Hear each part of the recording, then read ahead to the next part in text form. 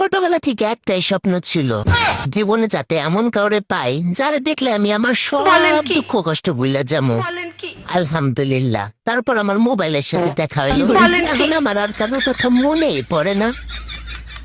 চা আপনার যতই ফেভারিট হোক না কেন, এই চায়ের মূল্য ততক্ষণই থাকবে যতক্ষণ এটা গরম থাকবে, আর আপনার চারপাশে ততক্ষণই লোক থাকবে যতক্ষণ আপনাকে দিয়ে তাদের স্বার্থ সিদ্ধি হবে। আমি আমার জামাইকে যেই পরিমাণে জ্বালা যন্ত্রণা দেই, আমি যদি তার শরীরের একটা অংশ হইতাম তাহলে এতদিন অপারেশন করে কেটে ফেলে দিত। আসলে সমস্যা হচ্ছে আমি তার জীবনের একটা অংশ। বুদ্ধি কোনোদিন কমপ্লেন হরলিক্স বাদাম বা দুধ খেয়ে হয় না। বলেন কি? বুদ্ধি হয় বাঁশ খেয়ে খেয়ে। জীবনে যত বেশি বাঁশ খাবেন তত বেশি বুদ্ধি বাড়বে।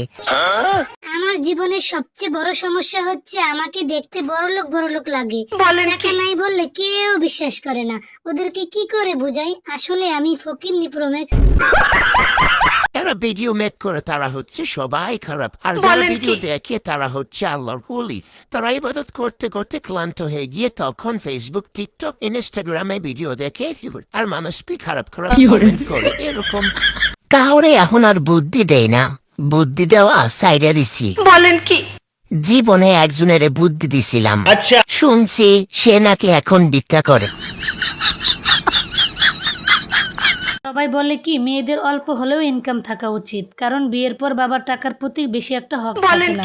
না না, আমি বলবো অল্প ইনকাম হলে চলবে না, কারণ আমার মতো যদি কেউ বিভিন্ন রোগে আক্রান্ত হয়ে থাকেন তাহলে তার স্বামী অল্প দিনই ফকিন্নি প্রোম্যাক্স হয়ে যাবে।